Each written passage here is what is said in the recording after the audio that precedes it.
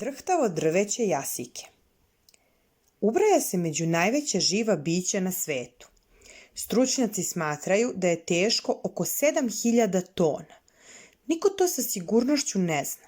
Ne postoji dovoljno velika vaga da ga izmeri. Šta bi to moglo da bude? Nije ogromni polarni medved. Nije ni plavi kit. Nije divovska sekvoja. Ali jeste drvo.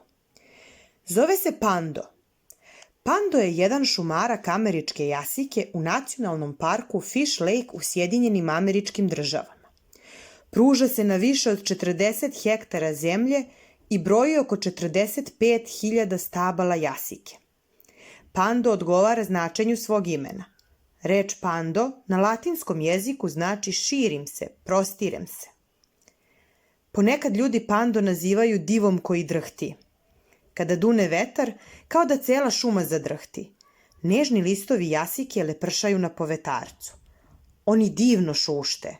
S jeseni lišće postaje svetlo žuto. Pluta na tlu poput zlatnih novčića. Kako to da drvo može toliko da izraste i bude jedno od najvećih živih bića na svetu? Drveće američke jasike raste veoma brzo. Ipak, to nije pravi odgovor. U čemu je tajna šumarka pando? Hiljade njegovih stabala izgledaju odvojeno, ali sva ona pripadaju jednoj velikoj biljci. Povezuje ih ogroman podzemni korenov sistem. Svako stablo je poput grane na divovskom drvetu. Naučnici smatraju da je ovaj korenov sistem star najmanje 80.000 godina, što pando čini jednim od najstarijih živih bića. Ovo drevno korenje održava šumarak u životu. Ponekad olujni vetrovi i požari protutnje šumom i pokose je. Pojedina stabla jasike se osuše.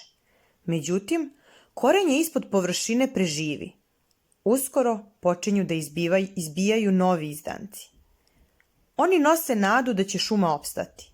Ipak, pando je sada u nevolji. Mnoge grane se suše, a ne izraste mnogo novih. Možda ogromna biljka samo stari. Drugi problem mogle bi da predstavljaju šumske životinje, poput evropskog i kanadskog jelena, koje jedu mlade izdanke ovog drveta. Mnoge mlade grane i grančice nikada ne dobiju priliku da izrastu u visinu. Nekada su vukovi lutali šumom. Oni su stalno smanjivali broj jelena. Međutim, sada je malo vukova na ovom prostoru. Druge životinje glođu belu koru jasika. Bube i drugi insekti ponekad naškode drveću i povrede ga. Pando se navikao na promene i izazove mnogo puta u svom dosadašnjem, veoma dugom životu. Može li se pando ovog puta spasiti sam ili mu je potrebna pomoć? Niko ne želi da ovo čudo prirode iščezne.